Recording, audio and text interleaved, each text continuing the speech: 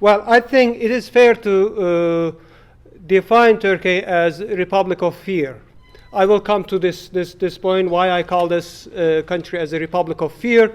And then under this category, Turkey is certainly an authoritarian country, authoritarian regime, but I somewhat have a different opinion with Aykan Erdemir here. Turkey has been authoritarian regime, but now Turkey is a tyranny. And in the political science term, tyranny means that one man's rule, one man's will is imposed on the regime. This is the perfect example of tyranny. Let me give you just an example. There is no property right. If Erdogan wants to seize your company, and it's been seized by his appointed judges. There are examples of this. There is no separation of power, and I will show you the dire example of this. This picture is, I don't know, maybe from back you would not see, but let me describe it.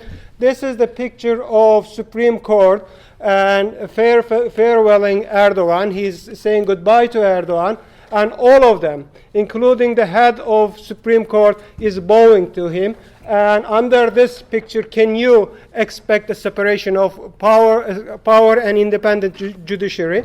And no judicial oversight on the regime, of course, no freedom of press, and no independent election observations, since the government sees the only independent news agency which was known with its record of parallel voting during the election vote. So under these circumstances, if the regime, if the institutions is only working to implement one man's will, that regime is not just authoritarian, but it is, by definition, a political science definition, is a tyranny. It's not about Erdogan, it's not about others, but it is the pure definition of tyranny, how it gets. When it comes to the fear of republic, there are 4 levels of fear operates in this category. One is fear from government. Certainly, 50% of the people are, for some reason, for instance, freedom of press is under heavy pressure, and journalists who are working in different media outlets are under heavy pressures. Just today, for instance, Aydın Doğan, as İlhan mentioned, faced 24 years of imprisonment. By the way, Aydın Doğan and Doğan Media Group, for any effort and trying to appease Erdogan, but because of his former records during the February 28 coup, Erdogan will not simply pardon him. And conspiracy theories are on top-selling assets, and government seized properties, as I mentioned, and no freedom of assembly, and there are people are being detained just because few of them come together, and they are just labeled as parallel structure and put in prison. Even housewives are being imprisoned, and this is the fear from government. I can go on and on.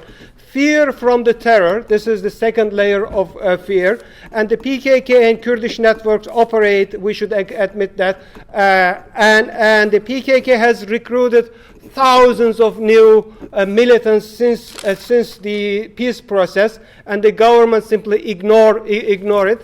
And during this refugee crisis, those PKK militants, some of them entered into country as if they were refugees. One of them became a suicide bomber in Ankara in recent years. And ISIS and Al-Qaeda jihadists are very active. There is no single effective operations against ISIS networks because the ISIS file is handled by Turkish intelligence agencies, and when those who operated against ISIS and Al-Qaeda in the past are now, the police and gendarmerie are now in jail, and therefore no police, no gendarmerie are there to conduct any effective operations against Al-Qaeda and ISIS. networks, and just there are some operations for window dressing, but in order to operate the Al-Qaeda, you need to find out the network of operation. There is no crackdown on Al-Qaeda networks, and some ISIS members simply, indeed, in last weekend committed suicide attack in the heart of Istanbul. So no effective, and police and gendarmerie do not want to investigate, because once they investigate, they found out the intelligence agencies' dirty job, and once they touch the dirty job, and they end up being in jail. Therefore, this is the second level of fear. And the third fear is the fear from military coup.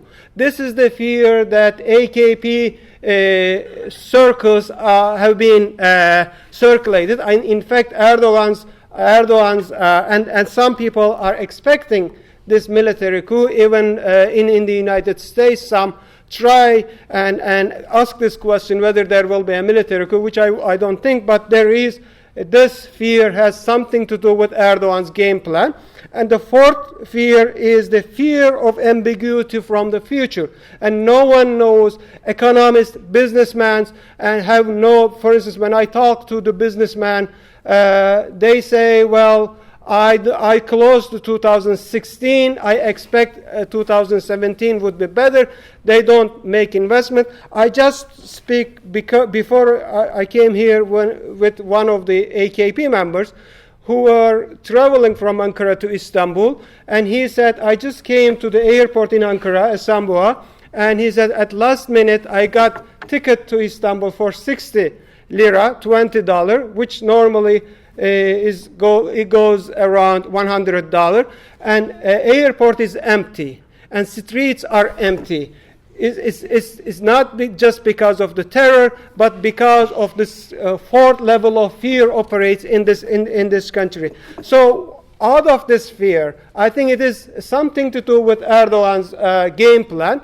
And just today, Ahmet Davutoğlu, Prime Minister, announced that they come together to write a new constitution, despite the fact that there is no constitutional committee operating in the parliament.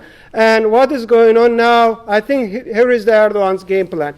And he will simply pumping this fear in, especially the fear of military coup. I don't think it is feasible. I don't think it is possible. I don't think it is necessary. But he simply scare people off with the military coup and expect that he will bring the new constitution, by the way, his presidential system, into vote, and saying that if you vote for this constitution and my presidential system, and I will save you, otherwise there will be a military coup. Remember that he simply scared people off in November 1 election, and he got 50% of the vote. When the people got scared, when the people get feared, and when there is no opposition, when there is no alternative for the people to exit from this fear, and the only viable option is to get around the existing leader, no matter how dictator he is, no matter how tyrant he is, and he and stick with him and escapes if it is possible from this. And this is his game plan. Would it work? I think so far it works. I think he calculates that it worked, but the only exception is that one of his key ringleader of this regime of corruption, Reza Zarrab, was arrested in Miami yesterday. And if there is unexpected international intervention comes to place, and then it would simply end his game. But if it is about the domestic politics, I think he would win. Thank you.